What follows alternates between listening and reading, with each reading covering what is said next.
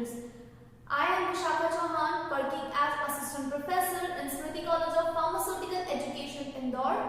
This is the remedial biology class for first semester student. The topic which is going to start today is generation of a heartbeat. कैसे हमने जब heart पढ़ा और blood vessels पढ़े, उनके छोटे छोटे फंक्शंस जो है जब हम कंबाइन करते हैं तो किस तरीके से हम देखेंगे कि एक बीट जो प्रोड्यूस करता है हार्ट, एक इम्पल्स जो क्रिएट करते हैं बॉडी में, और उससे किस तरीके से एक बीट प्रोड्यूस होती है, जिसे हम ऑल इन ऑल ये समझ लेते हैं कि जब हमारे ब्लड को ऑक्सीजन मिलना होता है और हमारी बॉडी तक पहुंचना होता है, एक पर्टिकुलर ऑर्गन तक पहुंचना होता है जहाँ उसकी रिक्वायरमेंट है, तो यही होता है generation of a heart beat. Just will find out the process, how the process will make you understand कि किस तरीके से एक बीट जनरेट होती है. एंड अगेन जो हम कहते हैं the sound of lub and dub is the closing of and opening of the vessels. जो vessels की opening and closing होती है वो एक lub dub sound create करते हैं. वो आपको कैसे सुनाई आता है? ये जो आप बीट कह रहे हैं, the sound of beat is the sound of lub dub. The sound of लब dub sound.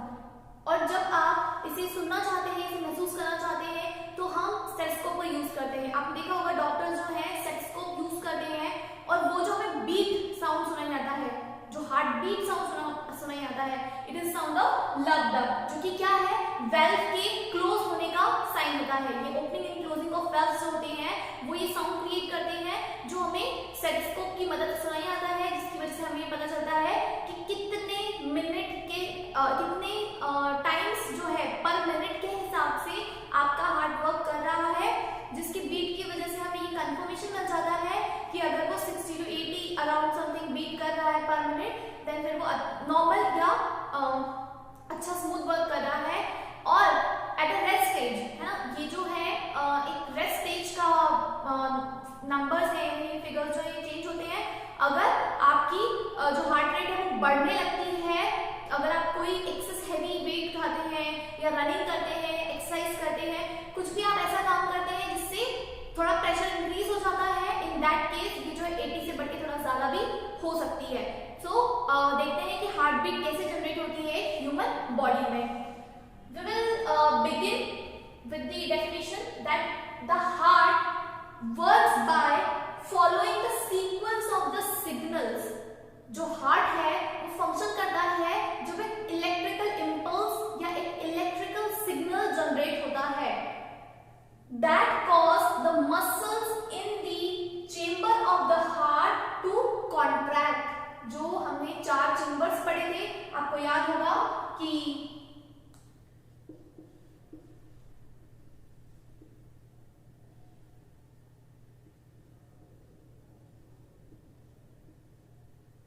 Very bad figure I know, but just to understand कि किस तरीके से हमने यहाँ पर लेफ्ट एंड राइट करके ये पढ़ा था कि लेफ्ट एंड राइट करके ये पढ़ा था कि हार्ट के ये 4 चैम्बर्स हैं. ऊपर वाले जो है आर्टरिया है, नीचे वाले जो है वेंट्रिकल्स हैं, left atria, right atria, left ventricle and right ventricles. तो ये चैम्बर्स जो हैं ये कॉन्ट्रैक्ट होते हैं. One of the time when the arteries will get contract a bit and thereafter the ventricles will get contract. तो ये जो है एक impulse create करते हैं in order. In order means कि in a certain order कि सबसे पहले अगर एक पार्ट कॉन्ट्रैक्ट हो रहा है, then वो रिलैक्स हो, then फिर दूसरा पार्ट कॉन्ट्रैक्ट हो. इससे क्या है कि हार्ट जब हमें बॉडी से ब्लड मिलता है कि वो ऑक्सीजन रिच बने, तो वो एक बार में हार्ट में फिल हो जाता है. जब दूसरा कॉन्ट्रैक्शन होता है तो वही जो ब्लड है वो कॉन्ट्रैक्ट वेंट्रिकल्स की कॉन्ट्रैक्ट होने की वजह से आगे बढ़ता है और लंग्स की तरफ जाता है. अगेन लंग्स उसको ऑक्सीजन रिच करके बॉडी के अंदर देते हैं. ये सारी प्रोसेस हम ऑलरेडी हार्ट वाले वीडियो में देख चुके हैं. आप वहाँ एक बार जरूर देख लीजिएगा कि किस तरीके से ये प्रोसेस होती है. तो वही प्रोसेस करने के लिए ये 1 by 1 मतलब इन सर्टेन साइकिल और इन सर्टेन ऑर्डर ये इस तरीके से होता है. अब ये होने के बाद हमें तब ये नहीं पढ़ा था कि ये एक इम्पल्स जनरेट करता है. ये हम अब पढ़ेंगे कि इलेक्ट्रिकल इम्पल्स या कि इलेक्ट्रिकल सिग्नल क्या है जिसकी वजह से एक बीट क्रिएट होती है पर्टिकुलर. तो ये बीट क्रिएट होती है. And now the sequence of each heart beat will follow the following pathway. अब देखते हैं कि कैसे कैसे एक प्रोसेस होती है. तो एक बीट बनती है हार्ट में. ऐसे नोड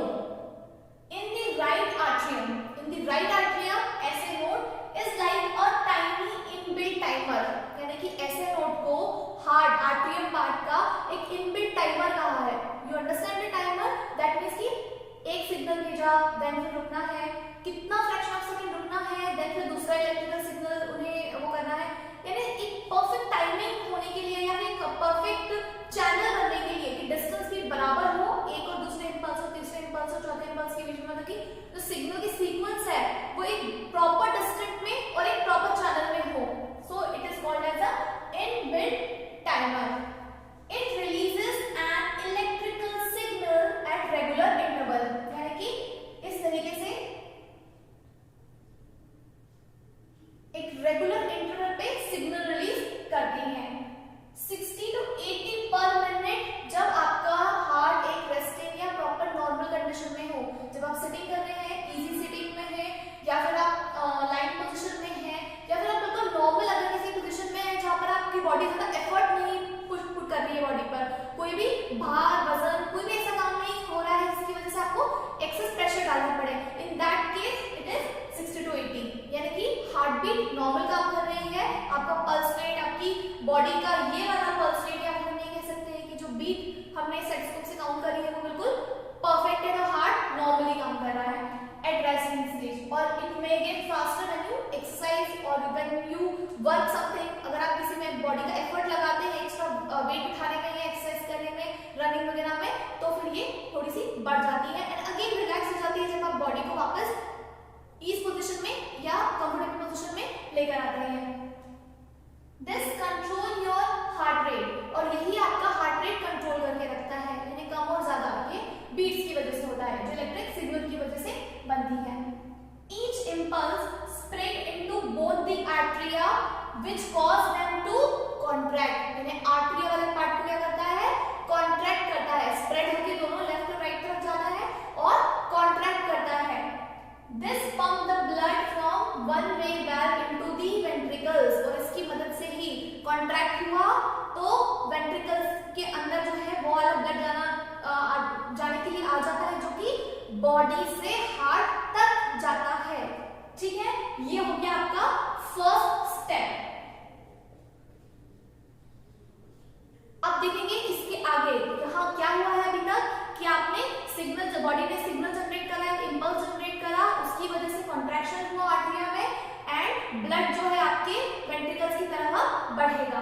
ठीक है, the electrical impulse get into atrioventricular, यानी कि एवी नोड की तरफ at lower right atrium. Now moving to the lower right side, this act as like a junction box. मैंने अभी आपको थोड़ी देर पहले ही समझाया था कि it acts like a junction over there, यानी इंपल्स के लिए अब एक जंक्शन की तरह वहां पर रुकेगा, जिसके आगे बढ़ने के लिए उसे आगे हेल्प करेगी इंपल्स को कैरी फॉरवर्ड करने की। मतलब कि कोई चैनल होना चाहिए, यानी कि जैसे आप समझ लीजिए कि आपकी मोबाइल की रिंग बेल होती है, तो आपके लैंडलाइन में क्या होते हैं, वायर्स लगे होते हैं, उसी तरीके से इन्हें भी आप आगे बढ़ने के लिए कुछ हेल्पिंग हैंड चाहिए।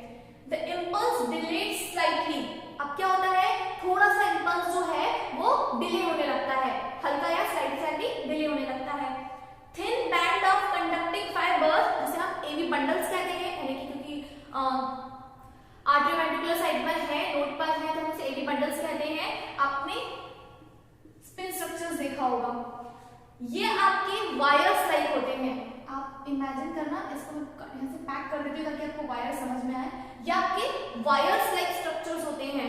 ठीक है, ये कैरी करते हैं इंपल्स को एवी नोड से वेंट्रिकल्स तक, क्योंकि स्लो हो रहा था तो आपको मैंने कहा कि वायर्स की यानी कुछ मोड, कुछ ऐसे मीडियम की जरूरत है जो कि आपके इंपल्स को आगे लेकर जाए और वही सेम स्पीड या वही कहते हैं कि सेम इंपल्स का जो जिस तरीके से फ्लो है वो बना भी रहे। तो आपको क्या जरूरत है, इन वायर्स की जरूरत है। क्या नाम है उनका, एवी बंडल्स। ये क्या करेंगे, एवी नोड से वेंट्रिकल्स की तरफ आपके सिग्नल या इंपल्स को लेकर आगे बढ़ते हैं, है ना। यहाँ तक क्लियर हो गया। पहले हमने देखा कि बीट का यानी कि सिग्नल का जनरेशन कैसे हुआ, जनरेट होने के बाद कैसे वो कॉन्ट्रैक्शन की वजह से ब्लड को अंदर पहुंचाती है वेंट्रिकल्स के। उसके बाद हमने देखा कि इंपल्स जो है थोड़ा स्लो होने लग गया है, हम एवी नोड की तरफ बढ़े, आर्टरिया से वेंट्रिकुलर साइड में जा रहे हैं। उसके बाद हमको wires that is AV bundles की जरूरत पड़ी ताकि हमारे इंपल्स जो है वो स्मूथली कैरी फॉरवर्ड हो सके, है ना। दोनों points. Now the AB bundles split into two parts. The AB bundle will get split into two parts, the right branch and the left branch. The right branch and the left branch. इसे भी हम ठीक कर लेते हैं ताकि आपको easily समझ में आए.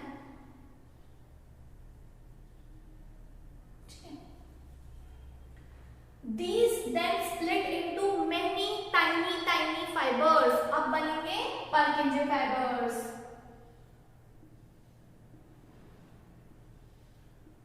ये तो पक्का देखा होगा, और ऐसे नहीं तो आई एम श्योर ऐसा वाला स्ट्रक्चर देखा होगा. ये है आपके Purkinje fibers, which carry the electrical impulse throughout the ventricles. आगे कहां तक लेके जाते हैं ये आपके Purkinje fibers? आपके ventricles तक उस impulse को. Ventricles contract. अब किसकी बात आई? Ventricle की contract हुई थी. फर्स्ट स्टेप में arteria contract हुआ था. Now the ventricles will get contract and pump the blood through one-way valve into the arteries. अब ये क्या करेंगे? वेंट्रिकल्स को कॉन्ट्रैक्ट करेंगे और वन वे वाल्व से ब्लड को जो है अपने आर्टरीज तक, लार्ज आर्टरीज तक पहुंचाएंगे आगे कैरी फॉरवर्ड होने के लिए. ओके, हम थोड़ा सा इरेज कर देते हैं.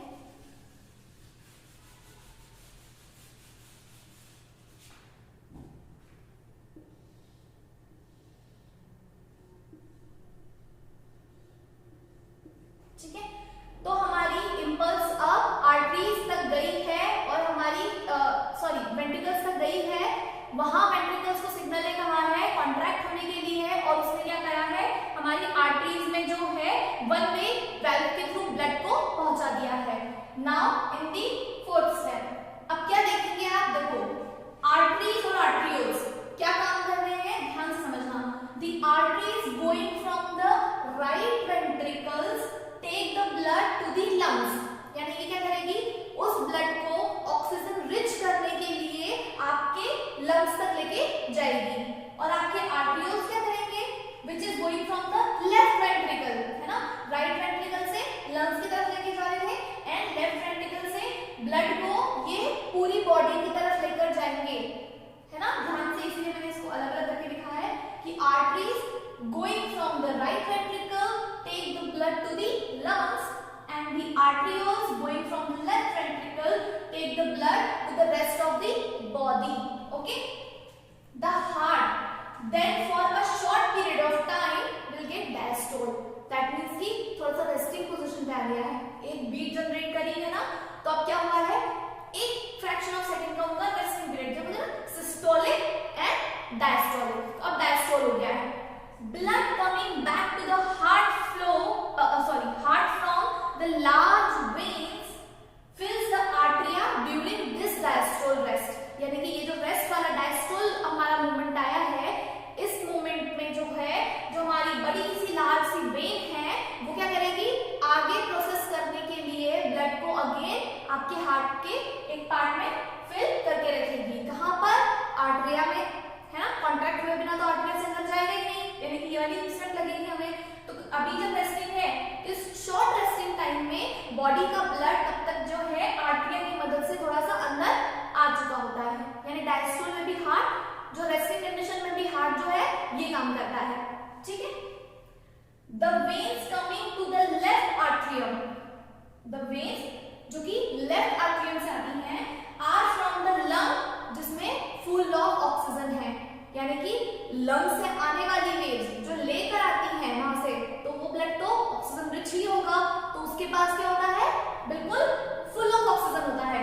And on the coronary part the waves coming to the right atrium are from the rest of the body. तो obviously rest of the body जहां पर ऑक्सीजन की कमी थी वहां पर तो ऑक्सीजन नहीं था, ऑक्सीजन रिच तो लंग में बना, तो लंग्स वाले में जो था फुल ऑफ ऑक्सीजन था, and here is a depletion of oxygen, oxygen की कमी थी. ठीक है. This sequence is starts again for generation of another heartbeat. यानी कि ये पूरी स्टेप जो थी एक बीट के जनरेट होने वाली स्टेप थी. हार्ट इतना सारा काम कर रहा था एक बार में, और डायस्टोल होने के टाइम उसने अगेन ब्लड फिल कर लिया ताकि जैसे